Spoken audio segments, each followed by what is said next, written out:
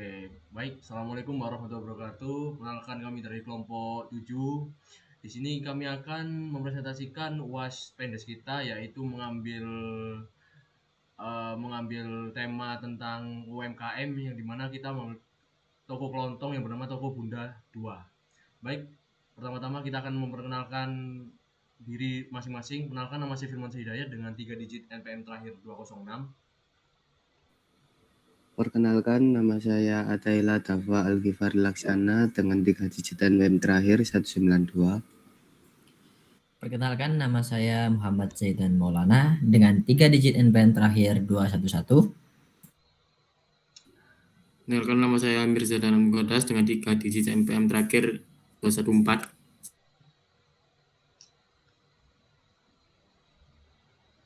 Next, oke, kita masuk ke latar belakangnya. Jadi latar belakang dari Toko Bunda ini UMKM seperti warung Madura yang berperan penting dalam ekonomi Indonesia dengan menyediakan kebutuhan pokok masyarakat, dikelola keluarga ya, dan beroperasi 24 jam. Nah, warung ini mulai mengadopsi pembayaran digital melalui QRIS. Nah, observasi dilakukan untuk mengidentifikasi kebutuhan sistem informasi guna meningkatkan efisien pencatatan, manajemen stok, dan pelaporan keuangan melalui aplikasi desktop. Nah, kebutuhan sistem. Di sini kebutuhan sistem ada dua, yaitu fungsional dan non-fungsional. Next. Nah, di kebutuhan fungsional ini kita akan membuat manajemen transaksi penjualan. Nah, yang dimana sistem ini harus mampu mengelola input data pembelian pelanggan dengan menyediakan fitur input nomor faktur sebagai identitas transaksi. Nah, dropdown untuk memilih jenis dan nama barang serta otomatis mengisi kode dan harga jual dari database setelah nama barang dipilih. Nah, sistem juga harus memungkinkan pengguna memasukkan jumlah beli secara mudah dan akurat. Nah, yang pertama ada input faktur. Nah, di input faktur ini kita dari sistem harus dapat menghasilkan atau menerima input nomor faktur penjualan sebagai identitas unik transaksi. Nah, yang dimana kita selanjutnya ada di otomatisasi data barang. Saat nama barang dipilih, sistem harus secara otomatis mengisi field. Yang pertama di fieldnya ada kode barang, harga jual. Nah, yang kita masuk selanjutnya masuk di input kuantitas. Kuantitas sistem harus mengizinkan pengguna memasukkan jumlah beli. Nah, di pemilihan barang, sistem harus menyediakan dropdown untuk memilih jenis barang. Sistem harus menyediakan dropdown untuk memilih nama barang. Next.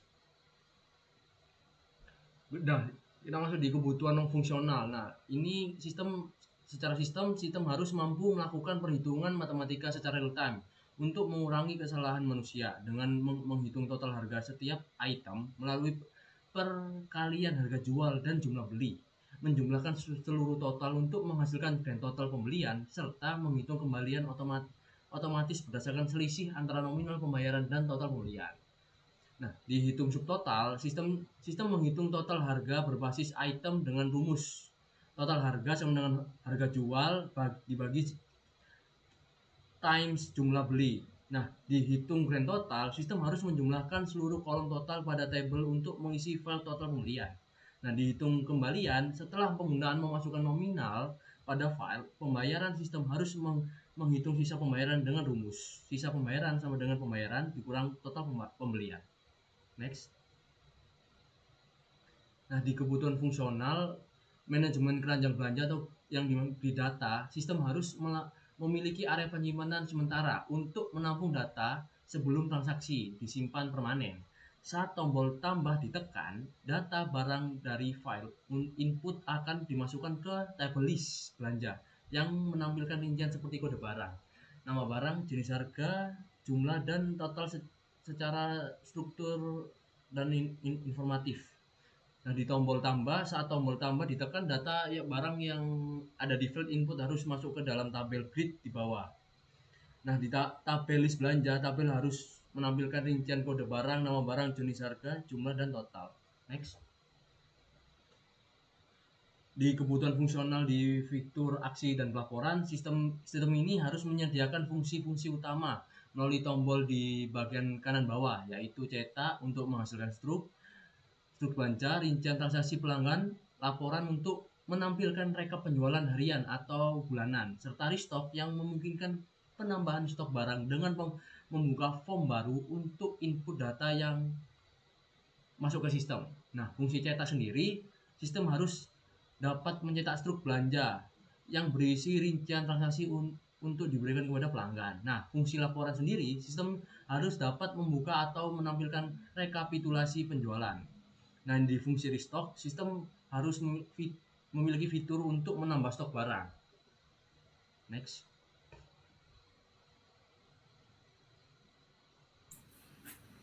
Oke, baik. Selanjutnya masih pada dalam kebutuhan fungsional, di mana di sini pencatatan waktu yang menggunakan diagram use case menunjukkan aktor kasir melakukan beberapa fungsi utama, yakni memilih barang dan menginput jumlah, lalu menambahkan ke daftar belanja, melihat laporan penjualan, melakukan restock barang, serta mencetak struk dengan terlebih dahulu memasukkan pembayaran sehingga sistem menghitung total dan kembalian secara otomatis.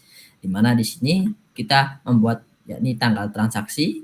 Sistem harus mencatat tanggal transaksi seperti yang terlihat pada date picker, yaitu pada hari Minggu 14 Desember 2025.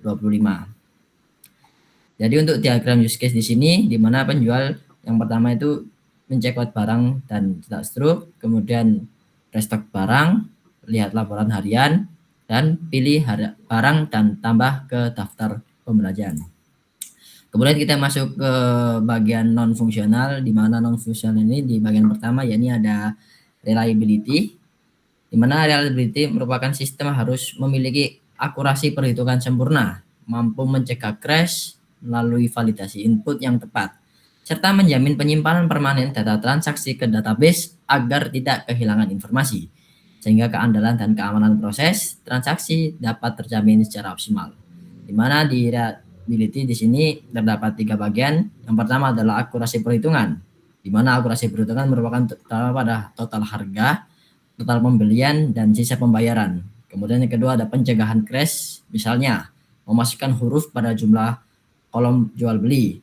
Dan yang ketiga menyimpan data, di mana data ini tersimpan secara permanen ke dalam database segera setelah tombol tambah atau tombol cetak ditekan. Kemudian masih tetap dalam non fungsional yakni availability, di mana availability sistem harus beroperasi stabil sepanjang jam kerja tanpa melakukan perestatan, memiliki waktu startup maksimal 10 detik dan memberikan respon di bawah 2 detik saat menampilkan data barang, sehingga kinerja aplikasi tetap cepat, efisien, dan mendukung kelancaran pelayanan pelanggan. Di sini di availability di sini terdapat 3 bagian. Bagian yang pertama yakni waktu operasional, di mana waktu operasional sistem harus beroperasi selama kerja jam toko, misalnya mulai dari pukul 8 pagi hingga pukul 10 malam, setiap hari tanpa perlu restart berkala. Kemudian di bagian kedua adalah waktu startup, di mana waktu startup ini waktu yang dibutuhkan aplikasi dari saat icon diklik hingga siap digunakan untuk transaksi, tidak boleh lebih dari 10 detik. Dan yang terakhir, pada respons sistem, di respons sistem ini saat menampilkan data barang, harus di bawah 2 detik agar tidak menghambat antrian pelanggan. Kemudian kita lanjut yang ketiga dari kemudian non fungsional, yakni ada security. Di mana security ini sistem harus menerapkan pembatasan hak akses sesuai peran pengguna, memvalidasi input agar tidak bernilai negatif, serta melindungi database dari akses langsung oleh pengguna awam demi menjaga keamanan data, menjaga manipulasi, dan memastikan integritas sistem tetap terjamin.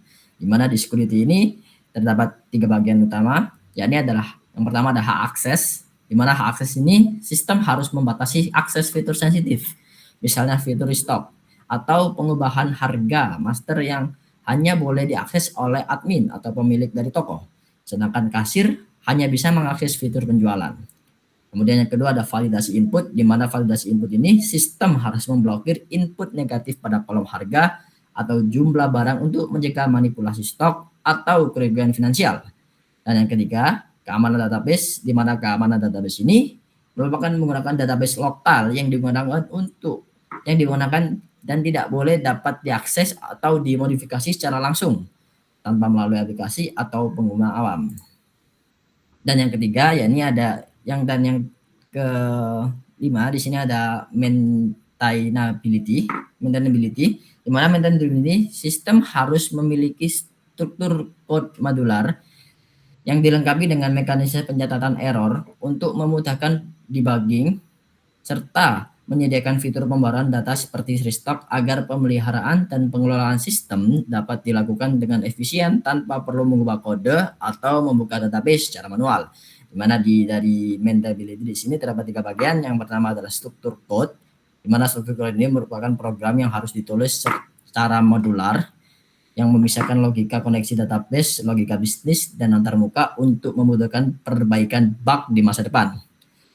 Kemudian yang kedua ada penanganan error atau bisa disebut sebagai error logging, di mana error logging ini merupakan sistem yang harus mampu menghasilkan file login sederhana yang mencatat tanggal dan jenis error jika terjadi kegagalan pada sistem untuk memudahkan teknisi dalam melakukan debugging. Kemudian yang terakhir ada pembaruan data, di mana pembaruan data ini sistem harus menyediakan fitur seperti tombol restock yang terlihat untuk memudahkan update stok tanpa harus mengubah kode program atau membuka database secara manual. Next. Untuk selanjutnya kebutuhan non fungsional yang maintainability. Aplikasi harus kompatibel dengan Windows 10 dan 11 tanpa emulator, berjalan optimal pada perangkat berspesifikasi rendah hingga menengah, serta mudah diinstal melalui file executable atau installer, sehingga mendukung kemudahan distribusi, penggunaan, dan efisiensi operasional di berbagai komputer kasir. Kompatibilitas OS. Aplikasi harus dapat berjalan dengan lancar pada sistem operasi Windows versi umum, yaitu Windows versi 10 dan Windows versi 11, tanpa memerlukan instalasi emulator tambahan. Spesifikasi perangkat keras, misalnya minimum RAM 4, prosesor dual core. Instalasi aplikasi harus dapat didistribusikan dalam bentuk file executable atau installer yang mudah dipasang di komputer lain. Next. Yang selanjutnya yaitu perancangan arsitektur.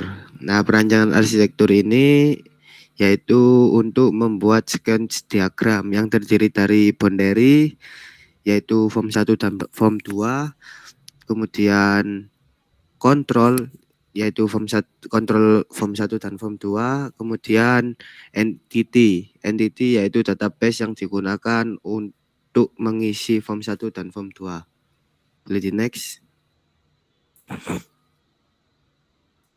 Ya, yang pertama ini ada sequence diagram untuk tombol tambah ke data grid. Ya, yang pertama yaitu form 1 menampilkan button tambah, kemudian diklik oleh user, kemudian form 1 mengirim datanya untuk dikontrol. Kemudian sesudah dikontrol memasukkan ke data grid view.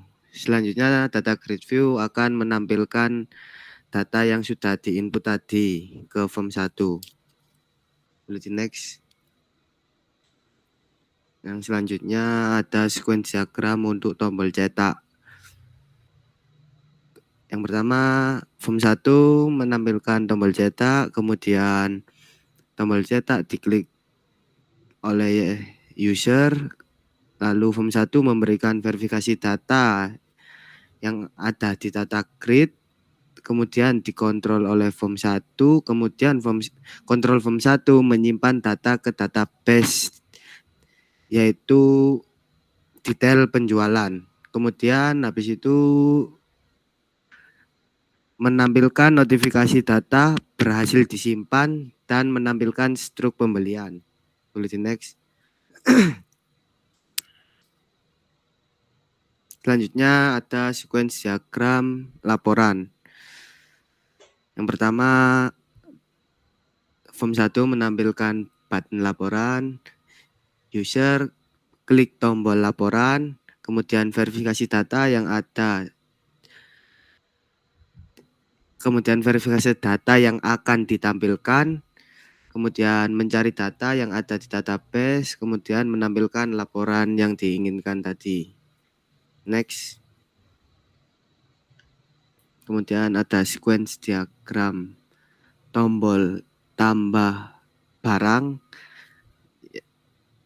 Yang pertama, form 2 menampilkan button tombol, kemudian user klik tombol. Selanjutnya verifikasi data yang sudah diinputkan oleh user. Kemudian menyimpan data ke tabel barang. Selanjutnya dari tabel barang akan menampilkan notifikasi data berhasil disimpan ke tabel barang. Next.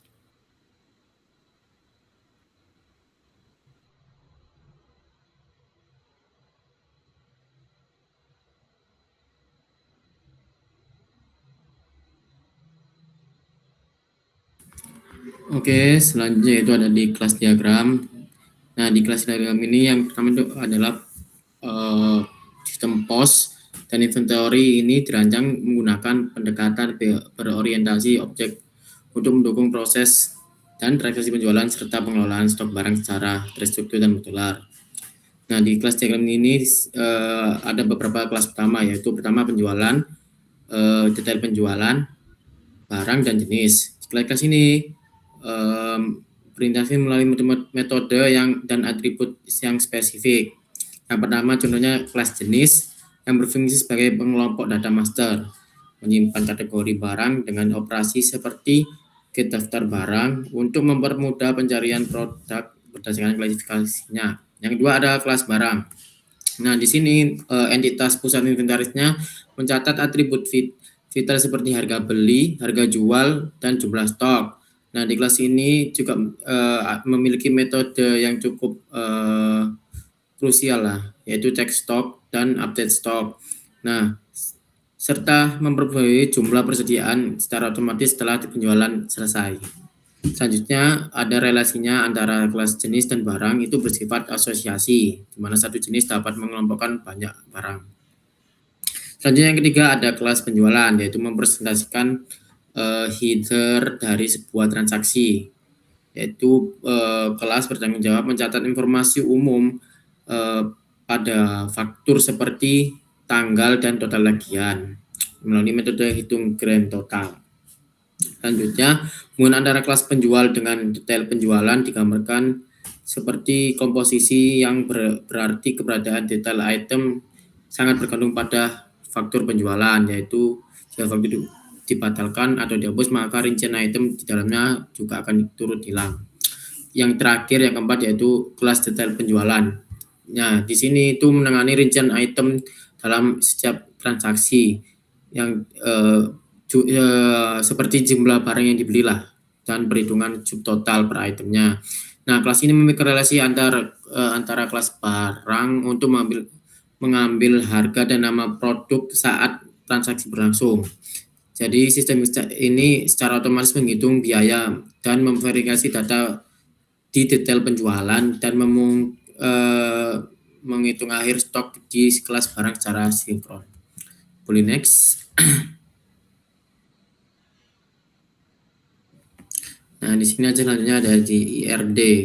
Nah, di IRD ini atau Entity Relationship Diagram ini menyimpan data pada proyek kami, yaitu yang pertama di tabel penjualan. Nah, di tabel penjualan ini ada faktur penjualan, merupakan kunci utama atau primary key di tabel ini.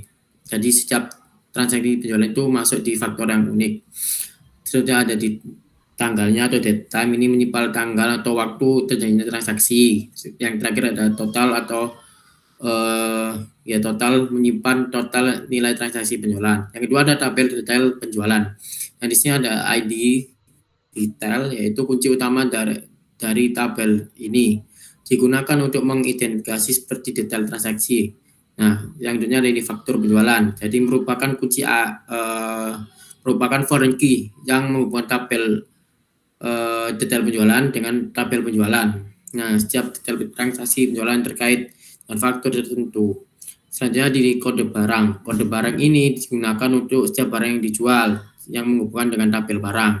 Yang ketiga yang keempat ada harga. Jadi harga ini digunakan untuk mengisi harga yang ada pada saat transaksi. Selanjutnya ada di jumlah. Nah, jumlah ini digunakan untuk jumlah barang yang dijual dalam transaksi tersebut. Yang terakhir ada di subtotal, yaitu menghitung harga total untuk barang yang dibeli. Selanjutnya ketika ada tabel barang. Nah, tabel barang ini terdapat kode barang. Kode barang merupakan kunci utama atau yang mengidentifikasi barang. Nah, digunakan untuk menghubungkan barang dengan detail transaksi penjualan. Yang kedua ada nama jenisnya. Nah, menyimpan nama jenis barang dikelompokkan dalam kategori tertentu. Selanjutnya dari nama barang, yang sebelumnya itu nama jenis ya. Sekarang ada yang nama barang, yaitu menyimpan nama di barang dari barang tersebut. Yang selanjutnya di harga jual. Harga itu menyimpan harga jual per unit barang. Selanjutnya di harga beli, yaitu menyimpan harga beli per unit barang. Yang terakhir ada stok. Nah, di stok ini untuk menyimpan stok barang yang tersedia. Selanjutnya ada di tabel 4 atau tabel terakhir, yaitu tabel jenis. Di tabel ini terdapat kode jenis. Nah, di kode ini digunakan untuk kode unik jenis barang, digunakan untuk mengkategorikan barang dalam tabel barang. Yang kedua dari nama jenis, yaitu nama kategori atau jenis barang yang ada dalam tabel barang. Jadi hubungan antar tabel ini, yang pertama ada penjualan dan detail penjualan. Hubungannya adalah one to many. Setiap transaksi penjualan dalam tabel penjualan dapat memiliki banyak detail transaksi yang tercatat di tabel detail penjualan. Terus selanjutnya di detail penjualan dan barang. Hubungan keduanya ini adalah one to many. Setiap detail penjualan pada satu barang tertentu yang ada di tabel barang melalui kolom kode barang. Yang terakhir ada di barang dan jenis, yaitu hubungan dari keduanya adalah many to one, yaitu dikategorikan dalam jenis dalam satu jenis tertentu ada di tabel jenis, dihubungkan melalui kolom nama jenis dan kode jenis. Jadi next. Yang terakhir yaitu kesimpulan. Nah, di kesimpulan sendiri kami tim 7 melakukan analisis kebutuhan, observasi dan perancangan sistem pada UMKM Warung Madura Bunda 2. Dapat ditarik kesimpulan bahwa digitalisasi operasional UMKM Warung Madura Bunda 2 ini memiliki potensi pasar yang besar dengan operasional 24 jam, namun masih mengandalkan pencatatan manual yang rentan kesalahan. Nah, pengembangan aplikasi point of sale atau POS berbasis desktop ini menjadi solusi untuk mengubah manajemen tradisional menjadi digitalisasi, meningkatkan efisiensi pencatatan transaksi dan manajemen stok. Yang kedua, solusi fungsional sistem. Aplikasi yang dirancang telah memenuhi kebutuhan utama operasional warung, yaitu meliputi manajemen transaksi, manajemen stok, dan pelaporan. Nah, di manajemen transaksi ini mempermudah untuk menginput penjualan dengan fitur otomatis seperti pengisian harga berdasarkan nama barang dan perhitungan total. Selanjutnya di manajemen stok, yaitu fitur restock memungkinkan pemilik untuk memperbarui jumlah persediaan yang barang yang secara sistematis lah tanpa perlu membongkar muatan. Selanjutnya yang terakhir di pelaporan, yaitu integrasi dengan menggunakan digital report memungkinkan pembuatan laporan penjualan harian atau bulanan yang akurat. Yang ketiga ada keandalan dalam akurasi data, ya. Sistem dirancang meminimalisir human error dalam perhitungan aritmatika. Dan yang keempat yaitu terakhir kesesuaian teknis. Aplikasi yang dirancang ini memperhatikan aspek portability sehingga dapat dijalankan pada komputer dengan spesifikasi hingga menengah, rendah hingga menengah yang umum digunakan oleh UMKM. Nah, boleh di next, Mas. Ya, mungkin selanjutnya kita akan menunjukkan hasil proyek yang sudah kami kerjakan.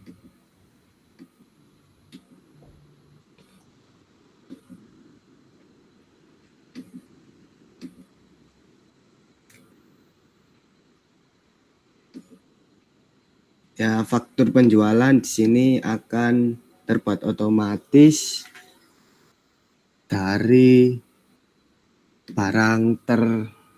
dari penjualan untuk penjualan terbaru.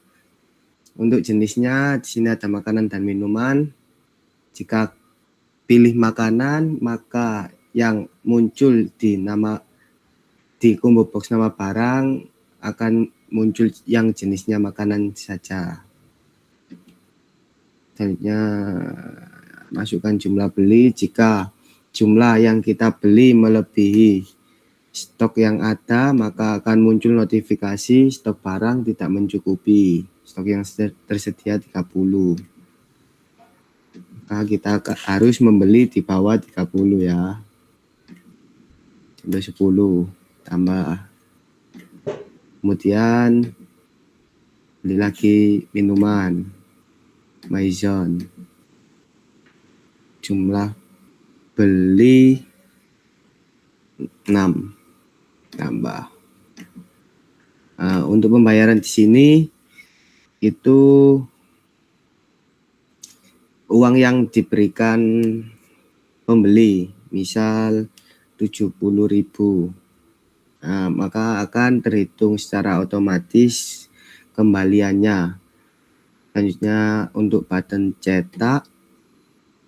Nah, untuk button cetak ini menyimpan barang yang ada di data grid dan menampilkan struk penjualan.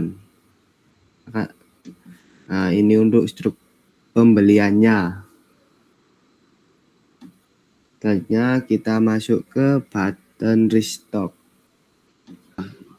Nah, di form 2 sendiri itu setiap kita memulai form 2 akan muncul kode barang baru untuk kita menambahkan barang. Contoh Pokari